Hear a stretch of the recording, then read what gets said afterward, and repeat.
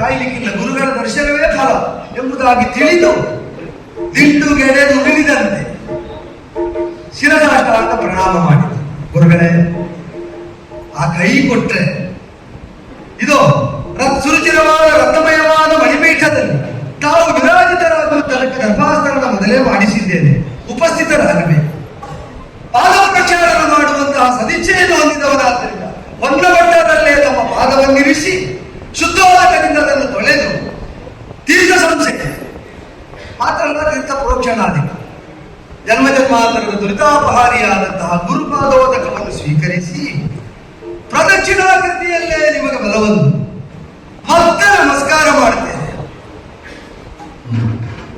ಅಜ್ಞಾನ ನಾಶಕರಾದಂತಹ ನೀವು ಸುಜ್ಞಾನವನ್ನು ಸುದೀಕ್ಷೆಯನ್ನು ಇತ್ತು ನನ್ನನ್ನು ಅನುಗ್ರಹಿಸಿದವರು ಅಂತ ಅಚಲವಾದ ಶ್ರದ್ಧಾ ವಿಶ್ವಾಸಗಳಿದ್ದರಿಂದ ಗುರುಗಳು ಕರೆಸಿದಾಗ ಹಿಂದೊಳಿಯುವ ಶಿಷ್ಯನೇ ಅಲ್ಲ ನಾನು. ಶಾಂತನವನಾದಂತಹ ದೇವವ್ರತಾಭಿಧಾನವನ್ನು ಹೊಂದಿದ ಭೀಷ್ಮ ಇದು ಮತ್ತೆ ಪಾದಾಭಿವಂದನೆಯನ್ನು ಮಾಡ್ತಾ ಇದ್ದಾರೆ.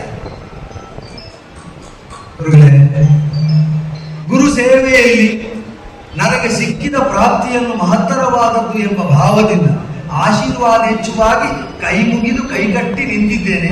ಮುಂದೆ ಗುರುಗಳೇನು ಎಂತು ಅರ್ಪಣೆ ಮಾಡಬೇಕು.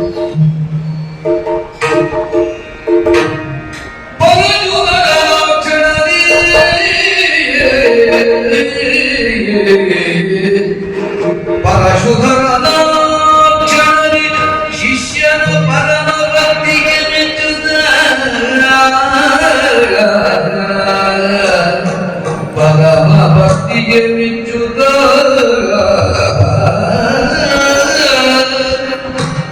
ಜಗದೊಳಗೆ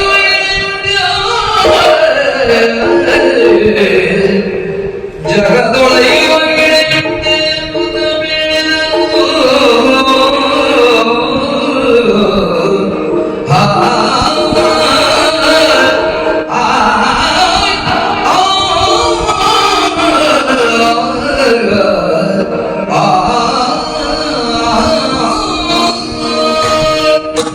ಪ್ರಿಯ ವೀಕ್ಷಕರೇ, ಈ ವಿಡಿಯೋವನ್ನು ನೋಡಿ ಹಾಗೆ ಸುಮ್ಮನಾಗಬೇಡಿ. ಕಲಾಜೀವಿ ಯೂಟ್ಯೂಬ್ ಚಾನಲ್ ಅನ್ನ ಶೇರ್ ಮಾಡಿ ಮತ್ತು ಸಬ್ಸ್ಕ್ರೈಬ್ ಮಾಡಿ. ನಮ್ಮ ಚಾನೆಲ್ ಅನ್ನು ಸಬ್ಸ್ಕ್ರೈಬ್ ಮಾಡಿ ಪ್ಲೀಸ್. ಶಿಷ್ಯೋತ್ತಮ ಗುರುವರೇಣ್ಯ, ನಿನ್ನದಾದಂತಹ ಅದ್ಭುತವಾದ ಭಕ್ತಿಗೆ ಮೆಚ್ಚಿದ್ದೇನೆ. ಧನ್ಯ. ಶಿಷ್ಯೋತ್ತಮ, ಗುರುವರ ಈ ನಿನ್ನ ಗುರುಭಕ್ತಿಯನ್ನು ಕಂಡು ಇವತ್ತು ಪರಮಹಂಸರ ಮಾತೊಂದು ನೆನಪಿಗೆ ಬರುತ್ತಾ ಉಂಟು. ಪರಮಹಂಸರೋರ್ವರು ನುಡಿದರು, ಪನಸ ಫಲವನ್ನು ತಂದು ವ್ಯಕ್ತಿಯೊಬ್ಬನ ಮುಂದೆ ಇಟ್ಟಾಗ ಅದನ್ನು ತಿನ್ನುವ ತವಕ ಮಾತ್ರ ಇತ್ತು. ಹಣ್ಣನ್ನು ತಿನ್ನುವ ಮೊದಲೇನನ್ನು ಮಾಡಬೇಕೆಂಬ ಪರಿಜ್ಞಾನವಿಲ್ಲದವನಾಗದೆ ಒಂದು ಕತ್ತಿಯನ್ನು ತಂದು ಹಣ್ಣನ್ನು ಹೆಚ್ಚಿ ಬಿಚ್ಚಿ ತಿನ್ನುತ್ತಾನೆ, ತೇಗುತ್ತಾನೆ. ತಿಂದು ತೇಗಿದ ಅನಂತರ ನೋಡುತ್ತಾನೆ, ಕೈಯೆಲ್ಲ ಅಂಟು ಅಂಟು ಹೀಗಾಯಿತಲ್ಲ ಎಂಬುದಾಗಿ ಹಣೆಯನ್ನು ಮುಟ್ಟಿಕೊಂಡರೆ ಹಣೆಗೂ ಬರ್ತದೆ, ಬೇಡವೇ. ಆದರೆ ಪರಸ ಫಲದ ವಿಚಾರದಲ್ಲಿ ಸರಿಯಾದ ತಿಳುವಳಿಕೆಯುಳ್ಳಂತಹ ವ್ಯಕ್ತಿಯೊಬ್ಬನು ಪರಸ ಫಲವನ್ನು ಕಂಡಾಗ ಮೊದಲು ಪಾಕಗೃಹಕ್ಕೆ ಬಂದು ಕೈಗೆ ಚೆನ್ನಾಗಿ ಕೊಬ್ಬರಿಯ ಎಣ್ಣೆಯನ್ನು ಸವರಿಕೊಂಡು ಕತ್ತಿಯನ್ನು ತಂದು ಹಣ್ಣನ್ನು ಹೆಚ್ಚಿ ಬಿಚ್ಚಿ ತಿಂದು ತೇಗುತ್ತಾನೆ. ಅನಂತರ ಕೈಯನ್ನು ನೋಡುತ್ತಾನೆ, ಯಾವ ಅಂಟೂ ಇಲ್ಲ, ಬೇಡವೂ ಇಲ್ಲ. ನಾವು ಯಾವುದಕ್ಕೂ ಸ್ನೇಹ ಇಲ್ಲದೆ ಕೈ ಹಾಕುವುದಿಲ್ಲ ಗುರುಗಳೇ. ಹಾಗಾದರೆ ಅವನ ಆ ಕಾಲಿನಿಂದ ಲೋಕಕ್ಕೆ ಸಿಕ್ಕಿದ ಸಂದೇಶವೇನಂತೆ? ಯಾವ ಆತನೋ ಅಥವಾ ಯಾವಾಕಿ ಚಿಕ್ಕ ವಯಸ್ಸಿನಲ್ಲಿ ತಮ್ಮ ತಾಯಿ ತಂದೆಯರಿಂದ ತಮ್ಮ ದೇಹಕ್ಕೆ ಭಕ್ತಿ ಎಂಬ ಕೊಬ್ಬರಿ ಎಣ್ಣೆಯನ್ನು ಸಂಪೂರ್ಣವಾಗಿ ಲೇಪಿಸಿಕೊಂಡು ಪ್ರಪಂಚವೆಂಬ ಪನಸ ಫಲವನ್ನು ಸೇವಿಸಲಿಕ್ಕೆ ಹೊರಟರೆ ಪಾಪದ ಲೇಪವಿಲ್ಲ, ಪುಣ್ಯದ ಅಹಂಕಾರವಿಲ್ಲ. ಹಾಗಾದರೆ ಇದುವೇ ಭಕ್ತಿಯ ಮರ್ಮ. ಆ ಭಕ್ತಿಯಲ್ಲಷ್ಟೊಂದು ಶಕ್ತಿ ಉಂಟು. ಇದು ಗುರು ವಿಷಯಕೀ ಭಕ್ತಿಯಾಗಿರಬಹುದು. ಗುರುಗಳು ತೋರಿಸಬಹುದಾದ ದೇವತೆಯರಲ್ಲಿ ನಿಷ್ಠವಾಗಿರಬೇಕಾದ ಭಕ್ತಿಯೂ ಆಗಿರಬಹುದು. ನಿನ್ನ ಗುರುಭಕ್ತಿಯನ್ನು ಕಂಡಾಗ ಹಿಂದಿನ ಕಾಲದಿಂದಲೂ ಅಂದುಕೊಂಡಿರಬಹುದಾದ, ಇಂದು ನಾವು ಅಂದುಕೊಳ್ಳುವ, ಮುಂದೆಯೂ ಜ್ಞಾನಿಗಳು ಅಂದುಕೊಳ್ಳಬಹುದಾದಂತಹ ಭಾವನೆ ವಾಕ್ಯ ರೂಪದಲ್ಲಿ ನನ್ನ ಕಣ್ಣ ಮುಂದೆ ಬರ್ತಾ ಉಂಟು ಹೇಗೆ ಬಲ್ಲೆಯ? ಗುರೋರಂಘ್ರಿ ಪತ್ನಿ ಮನಶ್ಚೇನ್ನ ಲಗ್ನಂ ತತಃ ಕಿಂ ತತಃ ಕಿಂ ತತಃ ಕಿಂ ತತಃ ಕಿಂ. ಗುರುಗಳ ಪಾದ ಪದ್ಮದಲ್ಲಿ ಮನಸ್ಸೆಂಬ ಮಧುಕರವು ಒಂದು ಕುಳಿತುಕೊಳ್ಳದಿದ್ರೆ ಮತ್ತೇನು ಎಂಬುದಾಗಿ ಒಂದು ಬಾರಿ ಹೇಳಬಹುದಿತ್ತು. ಆದರೆ 4 ಬಾರಿ ಮತ್ತೇನು ಎಂಬುದಾಗಿ ಉಲ್ಲೇಖ ಉಂಟು ಹೇಳಿ. ಆದರೆ ಇದು ಪದ್ಯದ ಪೂರ್ತಿಗಾಗಿ ಅಕ್ಷರವನ್ನು ತುಂಬಿಸಲಿಕ್ಕೆ ಹೇಳಿದ ಮಾತೆಂಬುದಾಗಿ ತಿಳಿದರೆ ಅದು ಯೋಚಿಸಿದವರ ಬುದ್ಧಿಯ ಬಡತನವಾಗಿ.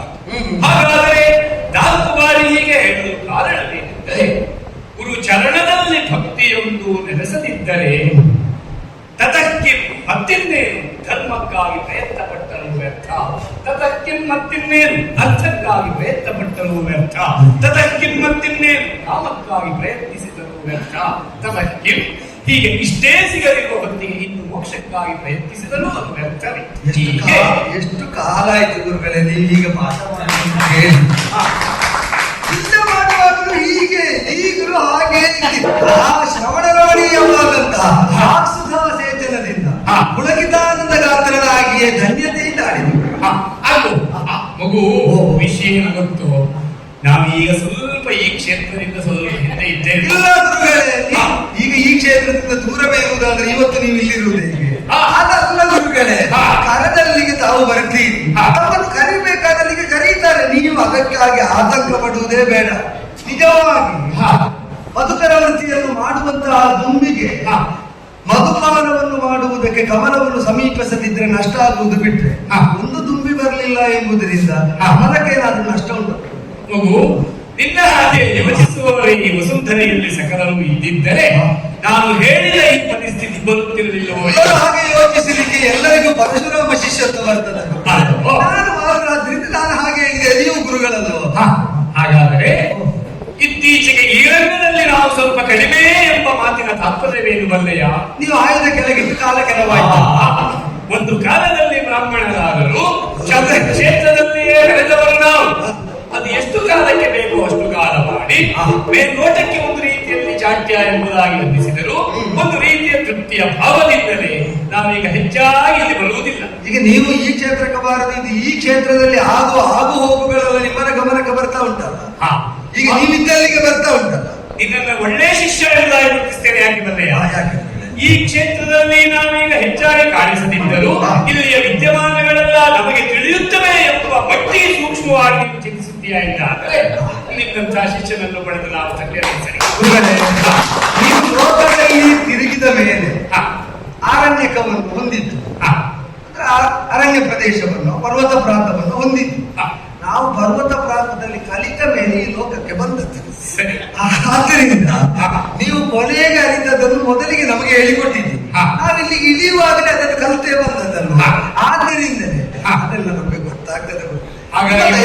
ಹಾಗಾಗಿ ಮಗು, ನಾವು ಹಿಂದೆ ಮಾಡಿದ್ದು ಬಹಳ ಕಡಿಮೆ ಎಂಬುದಾಗಿ ನಮಗೊಂದು ತೃಪ್ತಿ ಇದ್ದರು. ಈಗ ನಾವು ಮಾಡಬೇಕಾದದ್ದನ್ನು ನಮಗಿಂತ ಹೆಚ್ಚು ನಮ್ಮ ಶಿಷ್ಯರಾದ ನೀವೆಲ್ಲ ಮಾಡ್ತಿರ್ತೀವಿ ಎಂಬುದು ಆ ವಿಷಯದ ನಮಗೆ ತೃಪ್ತಿ. ಗುರು ಪೂಜೆ ಏನಾದ್ರೂ ಲೋಪದೋಷ ಇದ್ರೆ, ನ್ಯೂನಾತಿರೇಕ ಇದ್ರೆ ಒಂದು ಕ್ಷಮಿಸಬೇಕು. ಮಗುವೆ, ನಿನ್ನ ಗುರುಭಕ್ತಿಯನ್ನು ಕಂಡು ಈ ರೀತಿಯಾಗಿ ಮುಖವು ಮಾತನಾಡಿಸ್ತಾರೆ ಎಂದಾದರೆ ನ್ಯೂನಾತಿರಿಕ್ತತೆ ಬರಲಿಕ್ಕೆ ಸಾಧ್ಯತೆ ಇರುತ್ತೆ. ಅಜ್ಞಾತವಾಗಿ ಎರಡೂ ಬರಬಹುದಲ್ಲ. ಅಜ್ಞಾತವಾಗಿ ತಿಳಿದು ತಪ್ಪು ಮಾಡಿಲ್ಲ, ಅಜ್ಞಾತವಾಗಿ ಆದರೆ ಕ್ಷಮಿಸುವ ಕರುಣಾ ಸಿದ್ಧವಾಗಿ ನನ್ನನ್ನು ಹೊರೆಯಬೇಕು ಅಂತ ಪ್ರಾರ್ಥನೆ. ಅಂತಹ ಸನ್ನಿವೇಶವೇ ಇರಲಿಲ್ಲ. ಮಗು, ನಿನ್ನ ಭಕ್ತಿಯನ್ನು ಕಂಡು ಹರಸಬೇಕಾದ ಈ ಹೊತ್ತು ಗುರು ಸ್ಥಾನದಲ್ಲಿರುವ ನಾನು ಯೋಚಿಸುತ್ತೇನೆ. ಹೇಗೆ ಬಲ್ಲೆಯ? ನಿನಗೆ ಏನೆಂಬುದಾಗಿ ಹರಸಲಿ. ಪ್ರತೀಕ್ಷೆಯು ಪ್ರಶ್ರಯವಾನಸಿ. ಪ್ರತೀಕ್ಷೆಯಲ್ಲಿ ವಿನಯವೆನ್ನುವುದು ಇರಬೇಕು. ಹಾಗೆ ನೋಡಿದರೆ ನೀನು ಪ್ರಶ್ರಯವಂತನೆ. ಅಂಥ ವಿನೀತನು ನೀನಿದ್ದೀಯೇ. ಇನ್ನು ಅವಿರ್ಮೂಢೋಸಿ ಕರ್ತವ್ಯೇಶು. ನಿನ್ನ ಕರ್ತವ್ಯಗಳಲ್ಲಿ ಈ ಹೊತ್ತಿನವರೆಗೂ ನೀನು ನಿರ್ಮೂಢನಾಗಿಲ್ಲ. ಬುದ್ಧಿವಂತನೆಯಾಗಿ ಧರಿಸುತ್ತಿರಬೇಕು. ಹಾಗೂ ಚತುರಶ್ರ ಬುದ್ಧಿರಸಿ ಬೌದ್ಧವೇಶು. ನಮ್ಮಿಂದ ಉಪದೇಶಿಸಲ್ಪಡಬೇಕಾದ ವಿಚಾರಗಳಲ್ಲಿ ಚೌಕಟ್ಟಿನೊಳಗಿರುವ ಬುದ್ಧಿಯುಳ್ಳವನಾಗಿದ್ದಿ.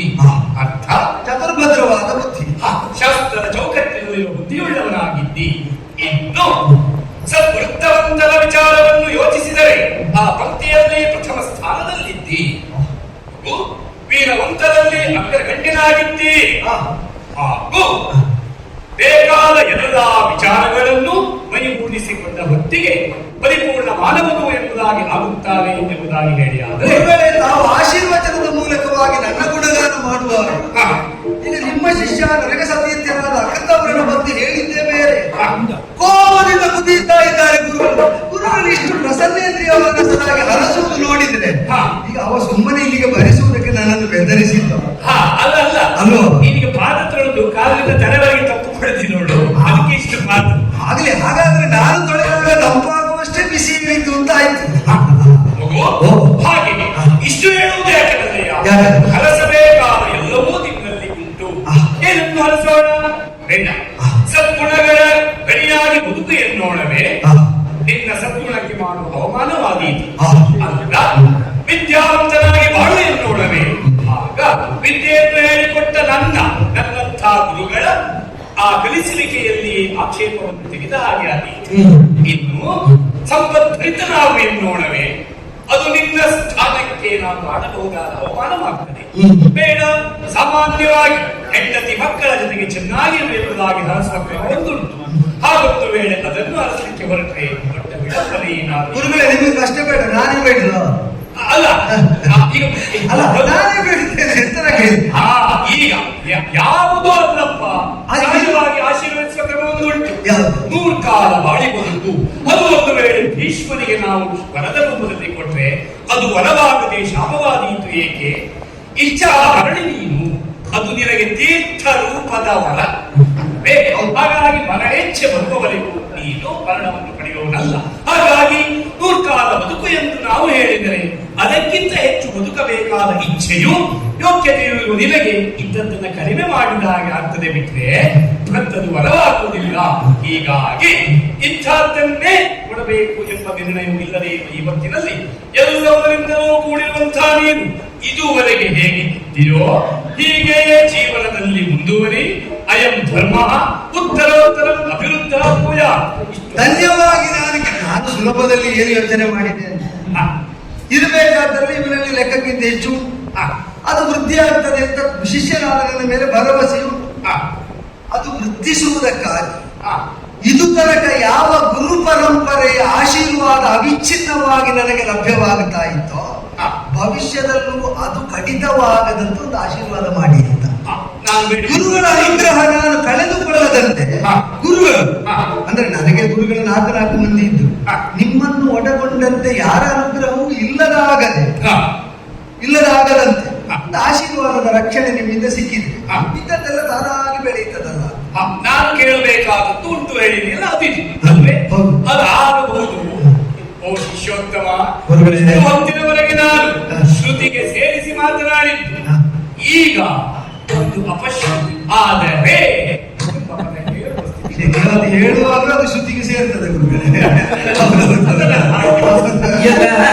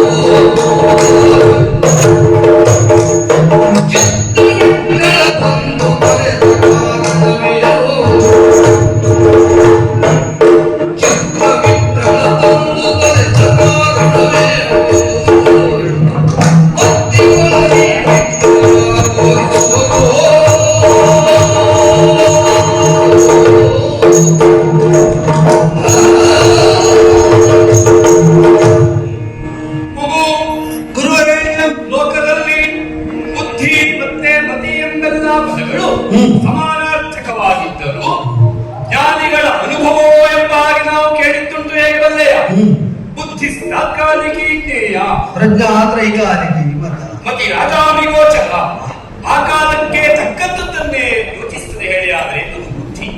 ಮುಂದಿನದನ್ನು ನಮ್ಮ ಕಣ್ಣ ಮುಂದೆ ತಂದು ಇಡುತ್ತದೆ ಹೇಳಿ ಆದರೆ ಅದು ಬುದ್ಧಿ. ಪ್ರಜ್ಞಾ ನವನವೋನ್ಮೇಷ ಶಾಲಿನಿ ಪ್ರತಿಭಾವದ ಹೊಸದಾದ ವಿಚಾರಗಳನ್ನು ಮತ್ತೆ ಮತ್ತೆ ಸ್ಫುರಿಸುವ ಹಾಗೆ ಮಾಡುತ್ತದೆ ಹೇಳಿ ಆದರೆ ಅದು ಪ್ರಜ್ಞಾವಂತಿಕೆ. ಪ್ರತಿಭಾ ಎಂಬುದಾಗಿ ಹೇಳಬಹುದಾಗ್ತದೆ.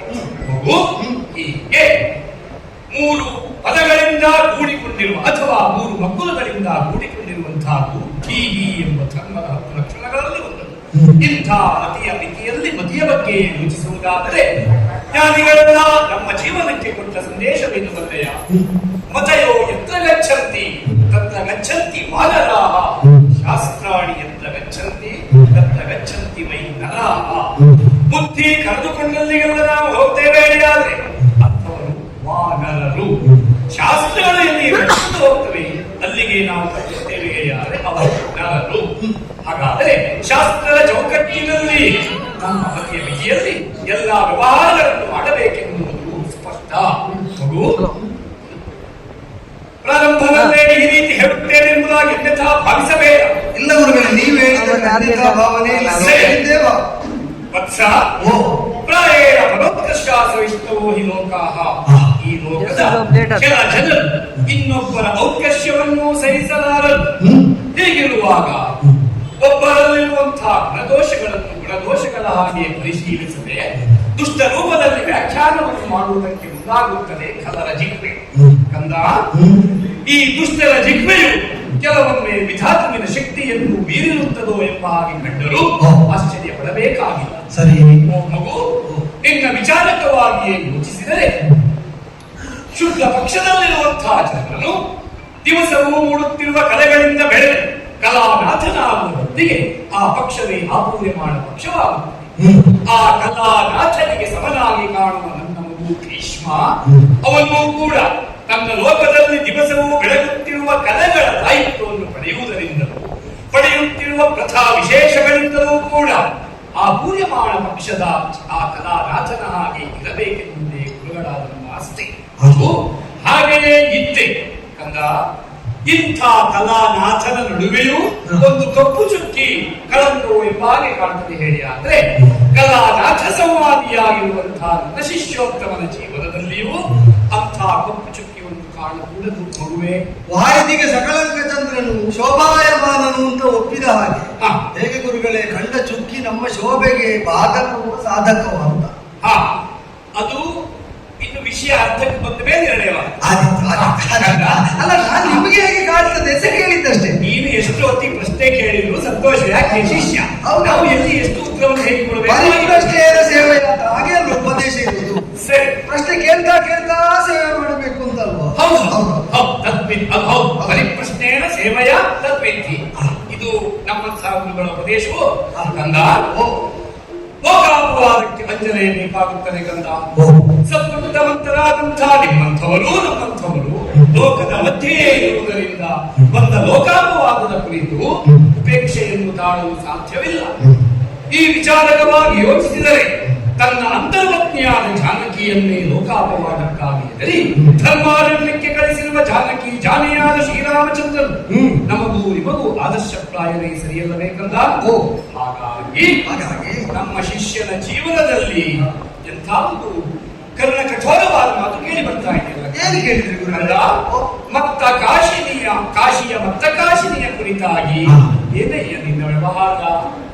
ಅಲ್ಲಿ ನಿಂತವಳು ಅವಳ ಬಗ್ಗೆ. ಹೌದು, ಏನಾಯ್ತು? ಕಾಶಿ ಕ್ಷೇತ್ರದಲ್ಲಿ ನಡೆದಂಥ ಸ್ವಯಂವರ ಮಂಟಪಕ್ಕೆ ಪ್ರವೇಶಿಸಿದೆಯಂತೆ. ಆಕೆಯು ಪಣ್ಯಳಾದ್ದರಿಂದ ಆ ಪಣವನ್ನೇ ಅಲವೆಂಬ ಪಣವನ್ನೇ ಮುಂದಿಟ್ಟು ಆಕೆಯನ್ನು ಪಡೆಯಬೇಕಾದ ಹೊತ್ತಿನಲ್ಲಿ ನೀನು ಆ ಕಾರ್ಯವನ್ನು ಮಾಡಿದೆ. ಅರ್ಥಾತ್ ಸಕಲರನ್ನು ಗೆದ್ದೆ. ಅಲ್ಲ, ಕೆಲವರು ಯುದ್ಧಕ್ಕೆ ಬರಲಿಲ್ಲ, ಸಾಲುನೊಬ್ಬ ಬಂದ. ಅವನನ್ನು ಎದುರಿಸಿ ಆಕೆಯನ್ನು ಗೆದ್ದು ಕರೆತಂದೆ. ಅಲ್ಲ, ಕನ್ಯಾತ್ರಯರನ್ನು ಕರೆತಂದೆ. ಮಗು ಕರೆತಂದು ತಾಯಿಯಾದ ಸತ್ಯವತಿಯನ್ನು ನಿಲ್ಲಿಸಿದೆ. ಹಾಗೆ ನಿಲ್ಲಿಸುವ ಮೊದಲೇ ಆ ಕನ್ಯಾಮಣಿಗಳಿಗೆ ಹೇಳಿದ್ದೇ ಇರುತ್ತೆ, ನನ್ನ ಅನುಜಾತನಿಗಾಗಿ ನಾನು ನಿಮ್ಮನ್ನು ತಂದಿರುವುದು. ಆ ಹೊತ್ತಿಗೆ ಅಂಬಿಕೆ ಅಂಬಾಲಿಕೆ ಎಂಬ ಕನ್ಯಾತ್ವ ಎಂಬುದನ್ನು ಒಪ್ಪಿದರು. ಅಗ್ರಜಾತಳಾದ ಅಂಬೆ ಮಾತ್ರ ಆ ಹೊತ್ತಿಗೆ ತನ್ನ ಮನದಂತರ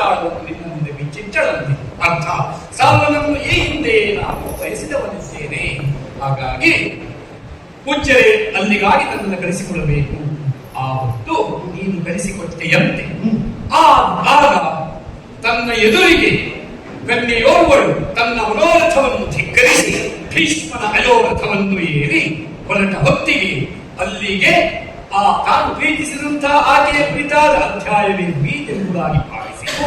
ಮತ್ತು ಪರಕರಾಭಿವೃಷ್ಟಳೂ ಆಗಿರುವ ಅವಳು ಅವಳಷ್ಟಕ್ಕೆ ಶ್ರೇಷ್ಠಳು, ಸಂಸ್ಕಾರವಂತಳು, ನಡತೆಯಿಂದ ಕುಡಿದವಳು ಆಗಿದ್ದರು. ನೀನು ಮತ್ತೆ ಹೇಳಬೇಕಾಗಿಲ್ಲ, ಪುನರುಕ್ತಿ ಆಗಿತ್ತು, ನೀನು ಅಂಥ ಶ್ರೇಷ್ಠನೇ ಆಗಿದ್ದರು ಸಾಲುವ ಅಲ್ಲಿ ಅವ ಏನನ್ನು ಯೋಚಿಸಿಯ ಹಾಗೆ ಯೋಚಿಸಿಯೇ ಅವಳನ್ನು ತಿರಸ್ಕರಿಸಿದರಂತೆ. ಮತ್ತೆ ಆಕೆ ನಿನ್ನ ಸನಿಹಕ್ಕೆ ಬಂದಳಂತೆ. ಬಂದು ಹೀಗೆ ಆದ ಎಲ್ಲವನ್ನು ತಿಳಿಸಿ ಇದೀಗ ನನ್ನನ್ನು ಮದುವೆಯಾಗಬೇಕು ಎಂಬುದಾಗಿ ಕೇಳಿದಾಗ ಇದೆಯಂತೆ ನೀನೀಗ ನನ್ನ ಅನುಜನಿಗೂ ಯೋಗ್ಯಳಿಲ್ಲ. ಸರಿ, ಕೆಲವು ಬಾರಿ ಸಮಸ್ಯೆ ಹುಟ್ಟಲೆ ಹೇಗೆ ಹುಟ್ಟಲೆ ಹೇಳಿ ಗೊತ್ತಾಗುವುದಿಲ್ಲ. ಮಾರ್ಕಂಡೇಯ ಮಹರ್ಷಿಗಳು ಜೈಮಿನಿಯನ್ನು ಕುರಿತು ಸುಮ್ಮನೆ ಹೇಳಲಿಲ್ಲ ಕಂದ. ಅಂದ್ರೆ ಅಮ್ಮನವರ ಕಥೆಯನ್ನು ತಿಳಿಸುವಾಗ ಕಥೆಯೊಳಗೆ ಬಂದ ಸುಮೇಧಸ್ವೇತನ್ನು ಮಾರ್ಕಂಡೇಯರು ಜೈಮಿನಿಗೆ ಹೇಳಿದ್ವಿ. ಜ್ಞಾನಿನಾಮಪಿ ಚೇತಾಂಸಿ ದೇವಿ ಭಗವತಿ ಸ ಬಲಾದಾಕೃಷ್ಯ ಮೋಹಾಯ ಮಹಾಮಾಯ ಬಲಾದಾಕೃಷ್ಯ ಮೋಹಾಯ.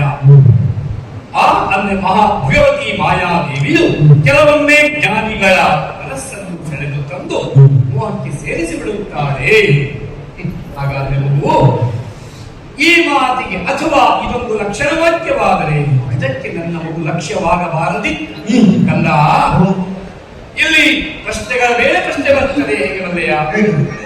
ಸ್ವಯಂವರ ಮಂಟಪಕ್ಕಾಗಿ ಹೋದೆ, ಈಗ ಸ್ವಯಂವರಕ್ಕೆ ನೀನು ಆಹ್ವಾನವನ್ನು ಪಡೆದು ಅಲ್ಲಿಗೆ ತಲುಪಿದ್ದೆ. ಆಹ್ವಾನ ಕೊಡಲಿಲ್ಲ. ಹಾಗಾದ್ರೆ ಸ್ವಯಂವರವನ್ನು ಏರ್ಪಡಿಸಿರುವ ಕನ್ಯಾಪಿತರು ಆಹ್ವಾನವನ್ನು ಕೊಡಲಿಲ್ಲ ಯಾಕೆ ಯೋಚಿಸಬಹುದು. ನಾವು ಊರೊಂದರಲ್ಲಿ ಶ್ರೇಷ್ಠವಾದ ಕಾರ್ಯಕ್ರಮವನ್ನು ನಡೆಯುತ್ತಿದ್ದರೆ ಗಣ್ಯರನ್ನೆಲ್ಲ ಆಹ್ವಾನಿಸಲೇಬೇಕು. ಆಹುತರಾಗಿ ಹೋಗುವವರು ಗಣ್ಯರೇ. ಆದರೆ ನಡೆಯುತ್ತಿರುವುದು ಒಂದು ನಾಟ್ಯ ಕಾರ್ಯಕ್ರಮವೋ ಅಥವಾ ಇಂಥ ಯಾವುದೋ ಕಾರ್ಯಕ್ರಮವಾದರೆ ಊರಿನಲ್ಲಿರುವ ಗಣ್ಯರ ಪೈಕಿ ಪರಮಹಂಸರು ಒಬ್ಬರಲ್ಲಿದ್ದಾರೆ ಹೇಳಿ ಆದರೆ ಅವರಿಗೆ ಆಹ್ವಾನವನ್ನು ಕೊಡುವುದಿಲ್ಲವೆಂದಾದರೆ ಅದು ಅಗೌರವವೆಂದರ್ಥವಲ್ಲ. ಅವರಿಗೂ ಈ ಕ್ಷೇತ್ರಕ್ಕೂ ಸಂಬಂಧವಿಲ್ಲ, ಇಲ್ಲಿಗೆ ನಾವು ಕರೆದರೆ ಅಪಚಾರವಾದೀತು ಎಂಬ ನೆಲೆ ಅಲ್ಲಿ ತೋರಿ ಬರ್ತದೆ. ಬಿಟ್ಟರೆ ಹೇಳಲಿಲ್ಲ ಎಂಬುದು ಆಕ್ಷೇಪ, ಕರೆಯಲಿಲ್ಲ ಎಂಬುದು ಆಕ್ಷೇಪಕ್ಕೆ ಕಾರಣವಾಗುವುದಿಲ್ಲ. ಹಾಗೂ ಬ್ರಾಹ್ಮಣರಾದವರು ನಾವು ನಮ್ಮ ಕ್ಷೇತ್ರದ ವಿಚಾರವನ್ನೇ ಹೇಳಬೇಕೆಂದಾದರೆ ಒಂದು ಶ್ರೇಷ್ಠವಾದ ಪ್ರತಿಕಾರ್ಯವು ನಡೆಯುವ ಹೊತ್ತಿಗೆ ಶ್ರಾದ್ದ ಭೋಜನಕ್ಕಾಗಿ ಬ್ರಾಹ್ಮಣರನ್ನು ಆಮಂತ್ರಿಸಬೇಕು. ಆ ಹೊತ್ತು ಇದ್ದ ಮಟ್ಟಿಗೆ ಯೋಗ್ಯರೇ ಆದ ಬ್ರಾಹ್ಮಣರನ್ನೇ ಆ ವ್ಯಕ್ತಿ ಆಹ್ವಾನಿಸುತ್ತಾರೆ. ಆದರೆ ಆ ಊರಿನಲ್ಲಿರುವ ಶ್ರೇಷ್ಠವಾದಂತಹ ವೇದ ವಿದ್ವಾಂಸರು, ಸಂಸ್ಕೃತ ವಿದ್ವಾಂಸರು ಆಗಿರುವಂತಹ ಒಬ್ಬರನ್ನು ಕರೆಯುವುದಿಲ್ಲವೆಂದಾದರೆ ಅದು ಅವರಿಗೆ ಮತ್ತೆ ಯಾಕೆ ಕರೆಯುವುದಿಲ್ಲವೆಂದು, ಯಾಕೆಂದ್ರೆ ನಾನು ಶ್ರಾದ್ದ ಭೋಜನವನ್ನು ಮಾಡುವುದಿಲ್ಲ ಎಂಬುದಾಗಿ ಘಟ್ಟ ಘೋಷವಾಗಿ ಹೇಳಿದವರಿದ್ದಾರೆ. ಹಾಗಾಗಿ ಕರೆಯುವುದಿಲ್ಲವೆಂದಾದರೆ ಅಲ್ಲಿ ಅವರಿಗೆ ಮಾಡಿದ ಅಪಚಾರವಲ್ಲವು, ಅವರಿಗೂ ಇದಕ್ಕೂ ಸಂಬಂಧವಿಲ್ಲ ಎಂಬುದಾಗಿ ಗೌರವವನ್ನು ಮುಂದೆ ಕರೆಯುವುದಿಲ್ಲ. ಹಾಗಾದರೆ ಘಟ್ಟ ಘೋಷವಾಗಿ ನಾನು ತಂದೆಗಾಗಿ ಬ್ರಹ್ಮಚರ್ಯ ವ್ರತವನ್ನು ಸ್ವೀಕರಿಸುವರಿದ್ದೇನೆ ಎಂಬುದಾಗಿ ಘೋಷಿಸಿದ ಹೊತ್ತು ದೇವೋ ವ್ರತನಾದ ನೀನು ದೇವತೆಯರ ಅನುಗ್ರಹದಿಂದ ಭೀಷ್ಮನಾದ ಎಂತಿ ಈ ವಿಚಾರವನ್ನೇ ತಿಳಿದಿರುವಂತಹ ಆ ಕಾಶಿರಾಜನು ನಿನ್ನನ್ನು ಸ್ವಯಂವರಕ್ಕಾಗಿ ಕರೆಯದಿದ್ದರೆ ಅಲ್ಲಿ ಆಕ್ಷೇಪವೇನೂ ಇಲ್ಲ. ಸರಿ ಅಲ್ವೇ? ಸರಿ. ಮತ್ತೆ ಯಾವ ಭಾವದಿಂದ ಅಲ್ಲಿಗೆ ತಲುಪಿದೆ ಕರೆಯದಿದ್ದರೂ ಅಲ್ಲಿ ನೀನು ಕರೆಯದಿದ್ದರೂ ಹೋಗಿ ಕನ್ಯಾಹರಣವನ್ನು ಮಾಡಿ ತಂದು ಈ ಸ್ಥಿತಿಗೆ ಕಾರಣ ಆದದ್ದು ಯಾಕೆ ಎಂಬ ನಿಮ್ಮ ಪ್ರಶ್ನೆಗೆ ಕೊಡುವ ಉತ್ತರವನ್ನು ಚಿತ್ತೈಸಿ ಪರಾಮರಿಸುವ ಕೃಪೆ ತೋರಬೇಕು.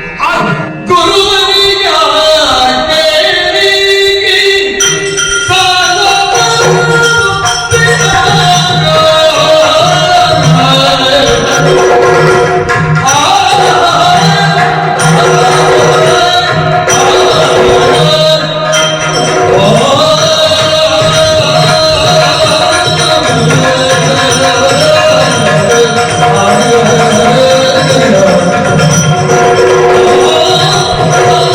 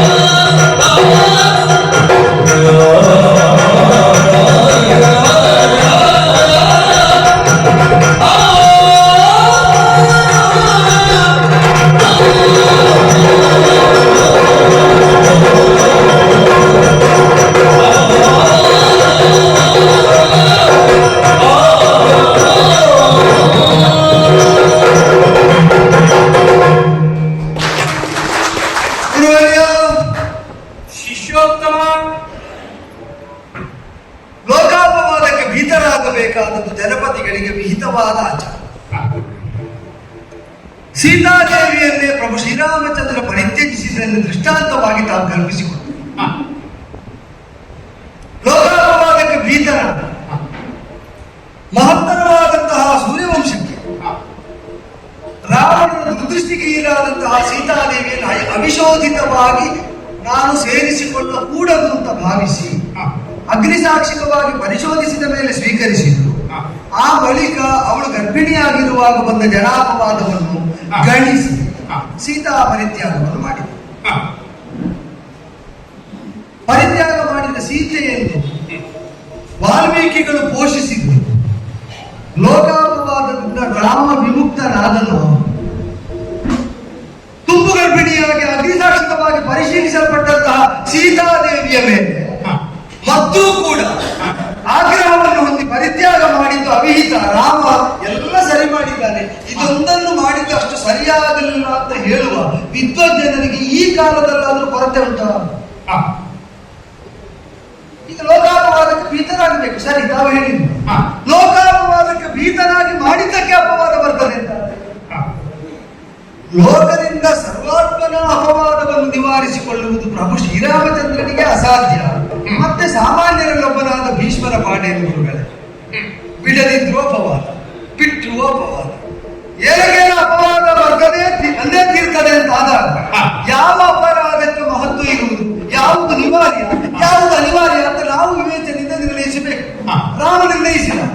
ಭೋಗಿಯಾಗಿದ್ದುಕೊಂಡು ಪತಿಕಾಮದಿಂದಲಾಗಿ ಪ್ರಜೆಗಳಿಗೆ ಕಿವುಡಾಗುವುದಲ್ಲ, ಪ್ರಜಾಹಿತ ಸಂರಕ್ಷಕನಾಗಿ ಉಚ್ಚ ಆದರ್ಶವನ್ನು ತೋರ್ತಾ ಸೀತಾ ವಿಮರ್ಶನವನ್ನು ಮಾಡುವುದು ಅದು ವಿಹಿತ ಅಂತ ಬದಲಿದ. ಅದರಿಂದ ಬರಬಹುದಾದ ಅಪವಾದವಾದರೂ ತನಗೆ ಸಮ್ಮತ. ಈಗ ಸೀತೆಯನ್ನು ಬಿಟ್ಟದ್ದು ಸರಿಯೋ? ತುಂಬು ಗರ್ಭಿಣಿಯಾಗಿದ್ದ ಸ್ಥಿತಿಯಲ್ಲಿ ಬಿಡಬಹುದಿತ್ತು. ಈ ಅಪವಾದವಾದರೂ ಸ್ವೀಕರಿಸಬೇಕು. ಯಾಕೆ? ಅವ ಭೋಗಿ ಆಗದ್ದಕ್ಕೆ ಬಂದ ಅಪವಾದ. ಮತ್ತಲ್ಲ, ಅವನಿಗೆ ಗೊತ್ತುಂಟು ಅವೈಮಿ ಚೈನಾ ಮನಕೇತಿಗೆಂದು ಲೋಕಾಪವಾದೋ ಭಗವಾನ್ ಸೀತೆ ಶ್ರೇಷ್ಠರೆಂಬುದಾಗಿ ಆತ ಬರ್ತವನೇ. ಹೌದಪ್ಪ, ಈಗ ನಾನು ಕೇಳಿದ ಅದಲ್ಲ. ಈಗ ಸೀತಾದೇವಿ ಚಾರಿತ್ರ್ಯದ ವಿವೇಚನೆ ಅಲ್ಲ, ನಾನು ಹೇಳಿದ್ದು ಬಿಟ್ಟರೂ ಅಪವಾದ, ಬಿಡದಿದ್ದರೂ ಅಪವಾದ ಅಂತ ಇದ್ದಾಗ ಬಿಟ್ಟು ಬರುವ ಅಪವಾದ ತನಗೆ ಸಮ್ಮತ ಅಂತ ಒಪ್ಪಿದ ಅಂತ. ಸರಿ. ಯಾಕೆ ಅಂದ್ರೆ ಬಿಟ್ಟು ಬರುವ ಅಪವಾದದಲ್ಲಿ ಇವ ಹೋಗಿ ಆಗಲಿಲ್ಲ, ಇವತ್ತು ಯಾಕೆ ಬಿಟ್ಟ ಅಂತ ಅಪವಾದ, ಅದಾದ ಸಮ್ಮತ.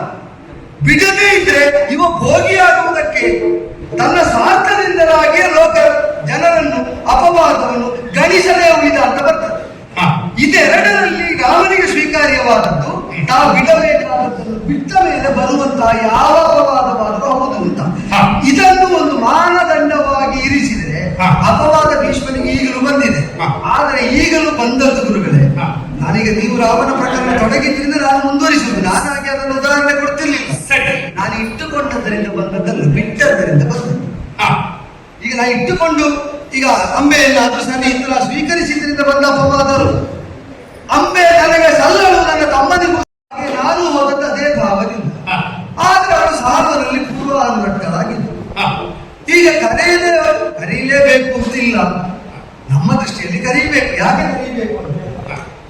ಮದುವೆ ಆಗಬೇಕು ರೀತಿಯಲ್ಲಿದ್ದಂತಹ ಒಬ್ಬಾದ ವ್ಯಕ್ತಿಯೇ ರಾಜನ ಪೀಠದಲ್ಲಿರುವ ಅವನಿಗೆ ಯೋಗ್ಯ ಕನ್ಯೆಯರನ್ನು ಅರಸುವ ಹಂತದಲ್ಲಿ ನಾವಿರುವಾಗ ಮೂರು ಕನ್ಯೆಯರನ್ನು ಇರಿಸಿಕೊಂಡು, ಈಗ ಕಾಶಿ ಎಂಬುದು ಸ್ವತಂತ್ರ ಕ್ಷೇತ್ರವಾದ್ರಿಂದ ಸಾಮಂತರಲ್ಲ, ಇಲ್ಲದಿದ್ರೆ ಅವನು ಸಾಮಂತರಾಗುವ ಅರ್ಹತೆಯನ್ನೇ ಹೊಂದಿದ್ದವನು, ಒಬ್ಬಾತ ಕ್ಷತ್ರಿಯನಾಗಿ.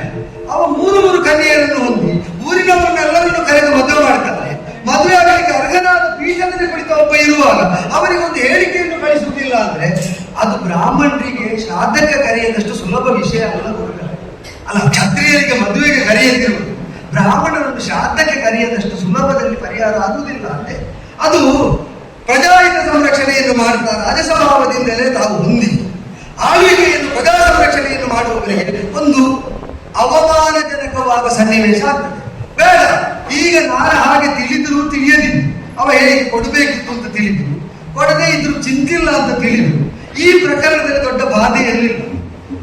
ನಾನಲ್ಲಿ ಹೋಗಿ ಏನು ಮಾಡಿದ್ದೇನೆ, ನಾನೇನು ತಿಳಿದಿದ್ದೇನೆ ಎಂಬುದಕ್ಕಿಂತಲೂ ಅಲ್ಲಿ ಹೋಗಿ ಮಾಡಿದ ಕೃತ್ಯ ಸರಿಯಾದ ಮೊದಲು ಕರೆತಂದು ಇವಳನ್ನು ಪರಿತ್ಯಜಿಸಿದ ಕಾರಣ ಏನು ಅದನ್ನು ಕೇಳಿದ್ದು. ಅದೂ ಒಂದು ಪ್ರಶ್ನೆ. ಹೌದು, ಈಗ ಅದಕ್ಕಿಂತ ಮೊದಲೇ ಆದಿತ್ತು. ಈಗ ಅದೇ ಒಂದು ಪ್ರಶ್ನೆ ಅಂತ ನಾನಲ್ಲಿ ಹೋಗುವಾಗ ಮದುವೆ ಆಗಿರಲಿಲ್ಲ. ಮದುವೆ ಅಂತ ಯಾವುದನ್ನು ನಾವು ಅಂಗೀಕರಿಸಿದೆವು ಅದರ ಯಾವ ವೈದಿಕ ಪ್ರಕ್ರಿಯೆಯು ತೊಡಗಿರಲಿಲ್ಲ. ಆ ಆಚ್ಛಾದಿತರಾಗಿದ್ದಂತಹ ಆ ಕನ್ಯೆಯರು ಆ ಕಾಲದಲ್ಲಿ ರಾಕ್ಷಸಿ ವಿವಾಹದ ವಿಧಾನದ ಪ್ರಕಾರವಾಗಿ ಅಪಹರಿಸಿ ತರಬಹುದಾದ್ದರಿಂದ ಭೀಷ್ಮ ಶಾಸನ ಕನ್ಯಾಹಾರ ಹೇಳಿದ್ದು 8 ವಿಧಗಳಲ್ಲಿ ಒಂದು ಹೋಗ್ತೇವೆ. 8 ವಿಧಗಳಲ್ಲಿ ಒಂದನ್ನು ಶ್ರೇಷ್ಠ ಅಂತ ಹೇಳಿದ ಸ್ವಯಂವರಂತು ರಾಜನ್ಯ ಪ್ರಶಂಸಂತಿ ಉಪಯಾಂತಿ ಅಂತ ಅಲ್ಲಿಯೂ ಅದನ್ನು ಹೇಳಿ 8 ಅತೀತವಾದ ಸ್ವಯಂವರವನ್ನು ರಾಜನ ಕೊರದಲ್ಲಿ ಒಪ್ಪುತ್ತಾರಾದರೂ ಈಗ ಸ್ವಯಂವರವು ಸಮಗ್ರವಾಗಲಿಲ್ಲ. 8 ವಿಧದಲ್ಲಿ ಯಾವುದಕ್ಕೂ ಅವರು ಮುಕ್ತರಾಗಿದ್ದ ಕ್ಷತ್ರಿಯ ಕನ್ಯೆಯರಾಗಿರುವಾಗ ಭೀಷ್ಮರಾದ ಶಾಂತನವ ನಾನು ಕನ್ಯಾಹರಣ ಮಾಡ್ತೇನೆ ಅಂತ ತಡೆಯುವವರನ್ನು ಬಡಿತೇನೆ ಅಂತ ಘೋಷಿಸಿ ರಥ ಏರಿಸಿಕೊಂಡ ಮೇಲೆ ತಡೆದ ಸಾರ್ವರನ್ನು ಬಡಿದೆ. ಅಪ್ಪ ತಾನಾಗಿ ಒಪ್ಪಿಕೊಡುವಾಗ 2 ಪ್ರಮೇಯ. ಈಗ ರಾಕ್ಷಸಿ ವಿವಾಹದ ಪ್ರಕಾರ ಸ್ವತೋತ್ಪಾದನೆಯನ್ನು ಮಾಡುತ್ತಾ ಕನ್ಯೆಯರನ್ನು ವಶ ಮಾಡಿಕೊಂಡವನೇ ಮದುವೆ ಆಗಬೇಕಾಗಿಲ್ಲ, ಬೇರೆಯವರಿಗೆ ಕೊಡಬಹುದು. ಇದೆರಡೂ ಅಲ್ಲಿ ವಿಧಿಯಲ್ಲೇ ಇದ್ದದರಿಂದ ಕಾಶಿರಾಜನು ಇದನ್ನು ತಿಳಿದದ್ದರಿಂದ 2ಕ್ಕೂ ಒಪ್ಪಿಗೆ ಸೂಚಿಸಿದ.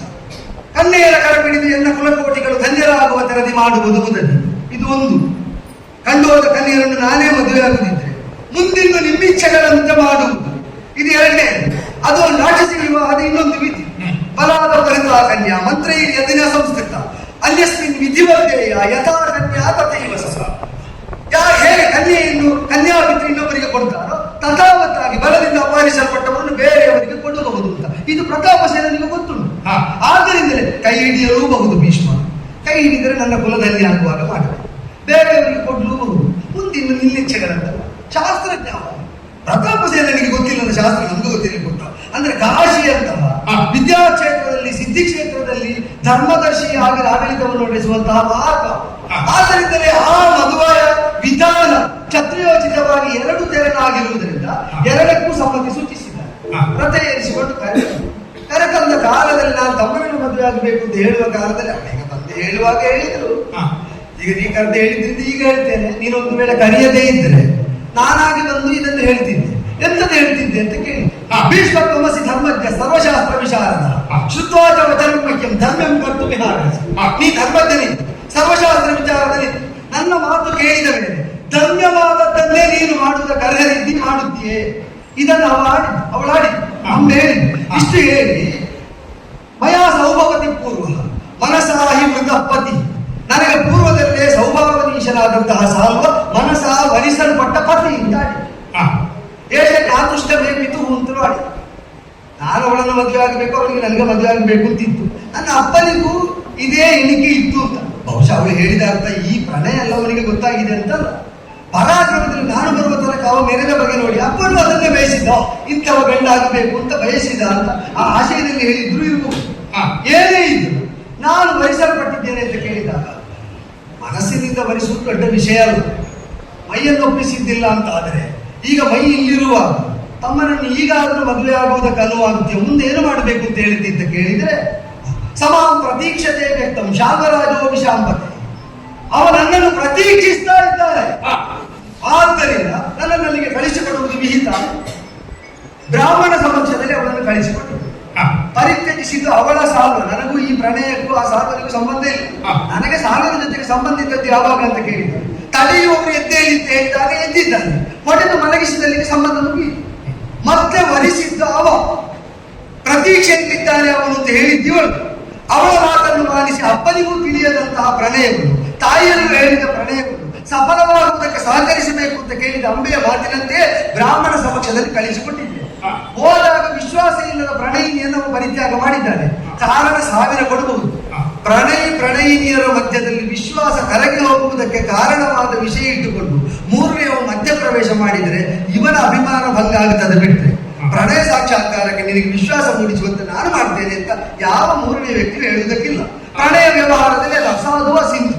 ಆದ್ದರಿಂದಲೇ ಸಾಲುವ ಬಿಟ್ಟದ್ದರ ಕುರಿತಾಗಿ ನಾನು ಏನು ವಿವೇಚನೆಯನ್ನು ಮಾಡ್ಲಿಕ್ಕೆ ಹೋಗ್ಲಿಲ್ಲ. ಮರಳಿ ಬಂದು ನನ್ನನ್ನೇ ಮದುವೆ ಆಗಬೇಕು ಅಂತ ಹೇಳಿದಾಗ ಆಗುವುದಿಲ್ಲ ಅಂತಕ್ಕೆ ಆಕ್ರೋಶಿತರಾದ. ಮತ್ತೆ ಕಿರಾತಾದಿಗಳನ್ನು ಕರೆತಂದು 4 ಬಡಿದು ಸರಿ ಮಾಡಿದ್ದೇನೆ. ಈಗ ನಿಮ್ಮಲ್ಲಿಯೇ ತನಕ ಬಂತು. ನೀವು ಋಷಿ ಸದಸ್ಯನ್ನು ಕೂಡಿಕೊಂಡು ಬಂದಿರಿ. ಈಗ ಪ್ರಶ್ನೆ ಇರುವುದು ಸರಳವಾಗಿ, ನಾನೀಗ ಅಧರ್ಮಿಯಾಗಿ ತಪ್ಪನ್ನು ಮಾಡಿದ್ದೇನೆ ಅಂತ ಅವಳ ಆರೋಪ. ಇದನ್ನು ನೆಚ್ಚಿಕೊಂಡು ಬಂದು ನೀವು ಪ್ರಶ್ನೆ ಮಾಡ್ತಾ ಇದ್ದೀರಿ. ಅವಳೇ ನನಗೆ ಅವಳು ಇರುವಾಗ ನಾನು ಹೇಳಿದೆ, ಭೀಷ್ಮ ತ್ವಮಸಿ ಧರ್ಮಜ್ಞ ಸರ್ವಶಾಸ್ತ್ರ ವಿಶಾರದ. ಇದು ಅವಳದ್ದು ಮಾತು, ನನ್ನ ಮಾತು. ಈಗ ಅದನ್ನು ಅವಳು ನಿರಾಕರಿಸ್ತಾಳ. ನೀನು ಧರ್ಮಜ್ಞನಿದ್ದಿ, ಸರಿಯಾದದನ್ನೇ ಮಾಡುವವನಿದ್ದಿ ಅಂತ ಹೇಳಿದ್ದ ಬಿಡುವುದರ ಮೊದಲೇ ಹೇಳಿದ್ದು. ಅವಳು ಸಾಲುವಲ್ಲಿಗೆ ಕಳಿಸಬೇಕು ಅಂತ ಹೇಳುವ ಮೊದಲು ಭೀಷ್ಮನನ್ನು ಅವಳೇ ಒಪ್ಪಿ ಹೇಳಿದ ಮಾತು. ಭೀಷ್ಮ ತ್ವಮಸಿ ಧರ್ಮಜ್ಞ ಸರ್ವಶಾಸ್ತ್ರ ವಿಶಾರದ. ಸರ್ವಶಾಸ್ತ್ರವನ್ನು ವಿಶಾರದನಾಗಿ ಧರ್ಮಜ್ಞನಾಗಿ ಶುದ್ಧವಾದ ವಚನಮೈಕ್ಯಂ ಧರ್ಮ್ಯಂ ಕರ್ತುಮಿನಾಗ. ಮಾತಿಯನ್ನು ವಿಶ್ವಾಸದಲ್ಲಿ ಹೇಳ್ತೇನೆ ಅಂತ ಯಾರನ್ನು ಹೇಳದನ್ನು ಹೇಳಿ. ಈಗ ನಾವು ಮದುವೆ ಆಗುವುದಿಲ್ಲ ಅಂತ ಆದಾಗ ಅಧರ್ಮಿ ಭೀಷ್ಮ ಅಂತ ಹೇಳ್ತಾ ಬಂದಿದ್ದಾರೆ. ಮಾಡಿದ್ದರಲ್ಲಿ ತಪ್ಪನ್ನು ಹುಡುಕ್ತಾ ಇದ್ದಾರೆ. ಈಗ ಒಬ್ಬಳು ಹೇಳಿದ ಎಲ್ಲ ಮಾತನ್ನು ಒಪ್ಪಬೇಕು ಅಂತ, ಇಲ್ಲದಿದ್ರೆ ಯಾವುದೋ ಒಂದು ಮಾತನ್ನು ಅಂಗೀಕರಿಸಬೇಕು. ಈಗ ನಿಮ್ಮಲ್ಲಿ ಕೊಟ್ಟ ಆರೋಪ ಒಪ್ಪಿದ್ರೆ ಮೊದಲಿದ್ದನ್ನು ಯಾಕೆ ಬಿಡುವುದು ಅಂತ ಪ್ರಶ್ನೆ ಬರ್ತದೆ. ಮೊದಲಿನದನ್ನು ಒಪ್ಪಿದ್ರೆ ನಿಮ್ಮ ಕೊಟ್ಟ ಆರೋಪವನ್ನು ನಾವು ನಂಬುವುದು ಹೇಗೆ ಅಂತ ಪ್ರಶ್ನೆ ಬರ್ತದೆ. ಒಟ್ಟು ಗೊಂದಲದ ಗೂಡಾಗಿರುವ ಅವಳ ಆರೋಪ ಕೇಳಿಕೊಂಡು ಪ್ರಿಯ ಶಿಷ್ಯನಾದ ನನ್ನನ್ನು ಪ್ರಶ್ನಿಸುವುದಕ್ಕೆ ಬಂದು ಲೋಕಾಪವಾದ ಉಂಟು ಅಂತಂದ್ರೆ ನಾನು ರಾಮನ ದಾರಿ ಹಿಡಿದು ಹೇಳಬೇಕಾಗ್ತದೆ. ಅವಳನ್ನು ಇರಿಸಿಕೊಂಡದ್ದರಿಂದ ಬರುವ ಅಪವಾದಕ್ಕಿಂತ ಅವಳನ್ನು ಬಿಟ್ಟದ್ದರಿಂದ ಬರುವುದು ನನಗೆ ಸ್ವೀಕಾರ್ಯವಾದ್ದರಿಂದ ಗುರುಗಳೇ, ನೀವು ಅಲ್ಲಿದ್ದೀರಿ, ನಾನಿಲ್ಲಿ ಹೀಗಿದ್ದೇನೆ, ಇಷ್ಟೇ ಹೇಳಿದ್ದೀನಿ. ಮಗು, ನಿನ್ನ ಇಷ್ಟು ಮಾತುಗಳ ಹಿತಾರ್ಥವಾಯುವ ಹಾಗೆ ತಮ್ಮನಿಗಾಗಿ ತಂದೆ ಎಂಬ ಒಂದು ಎಳೆಯನ್ನು ಇಟ್ಕೊಂಡು ಯೋಚನೆ ಮಾಡಿದರೆ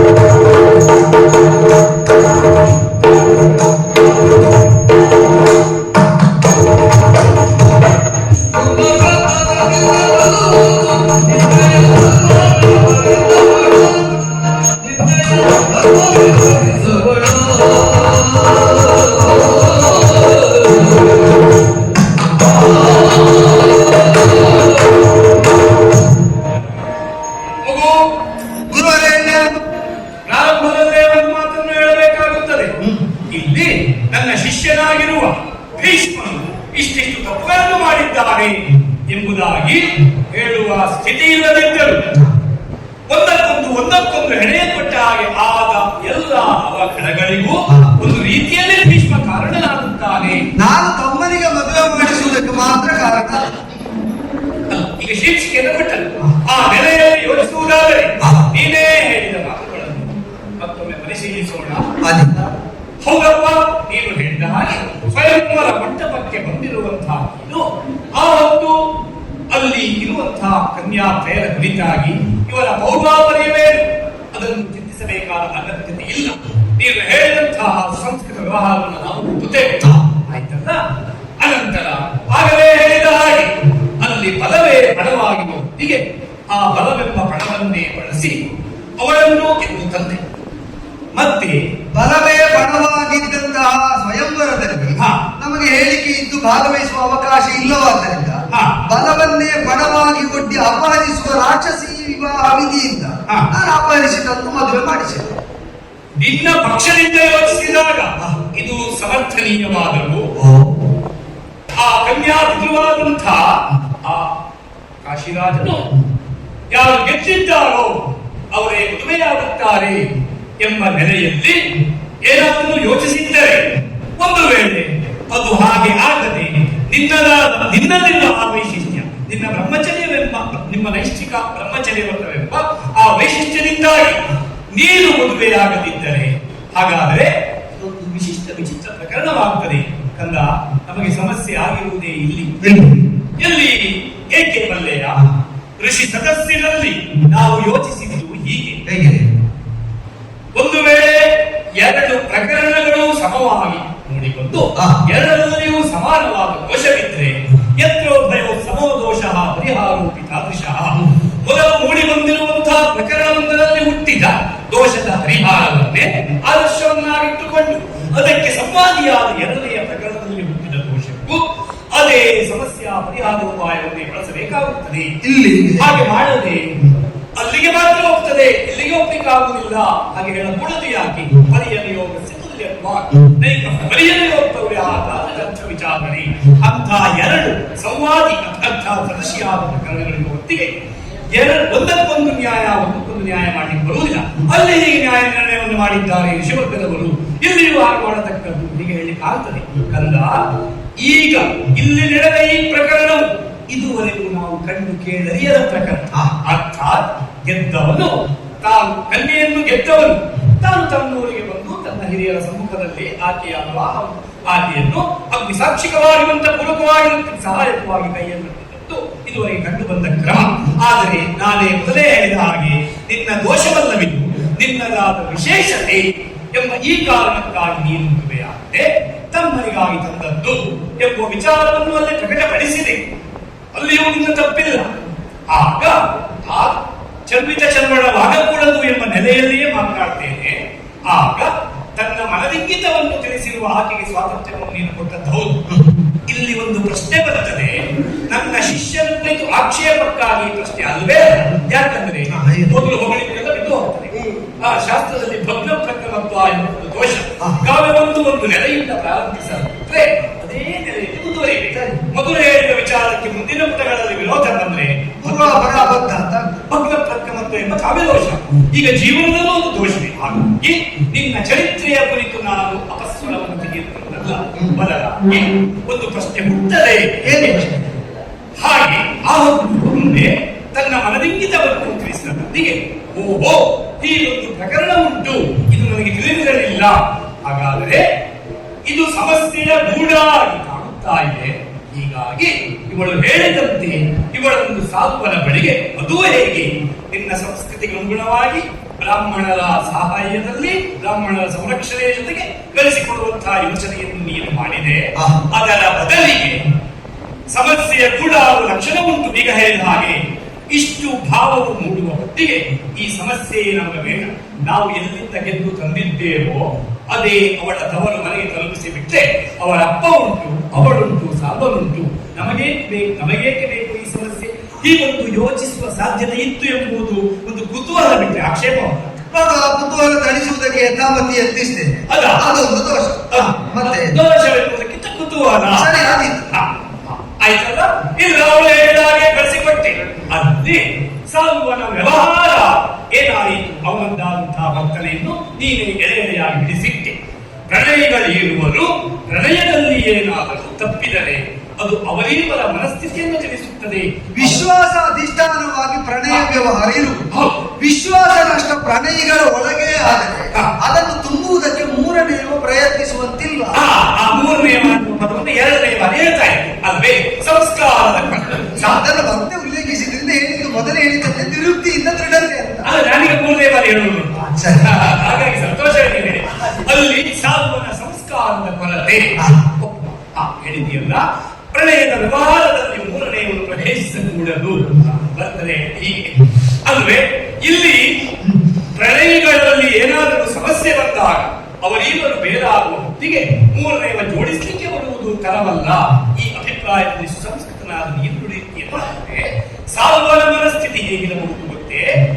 ನಮ್ಮೀರುವರ ನಡುವೆ ಕರೆಯದೇ ಬಂದ ಮೂರನೆಯವ ಇವ.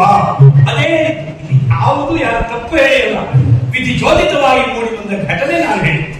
ಹಾಗಾದ್ರೆ ನಮ್ಮೀರುವರ ಪ್ರಣಯ ವ್ಯವಹಾರದಲ್ಲಿ ಮೂರನೆಯನಾಗಿ ಬಂದವ ಭೀಷ್ಮ. ಹಾಗಾದ್ರೆ ಅವ ಬಂದದ್ದು ತಪ್ಪಲ್ಲ, ಮಾಡಿದ್ದು ತಪ್ಪಲ್ಲ, ಯಾವುದೂ ತಪ್ಪಲ್ಲ. ಈಗ ನಾವು ಇವಳನ್ನು ಪುನಃ ಕೈ ಹಿಡಿದರೆ ತಪ್ಪು.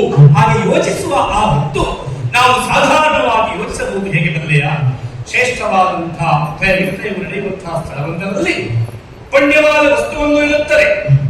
ಒಬ್ಬಾದ ಬಂದು ಅದನ್ನು ನೋಡ್ತಾನೆ, ಇಷ್ಟವಾಗುವುದಿಲ್ಲ, ಬಿಟ್ಟು ಹೋಗುತ್ತಾನೆ.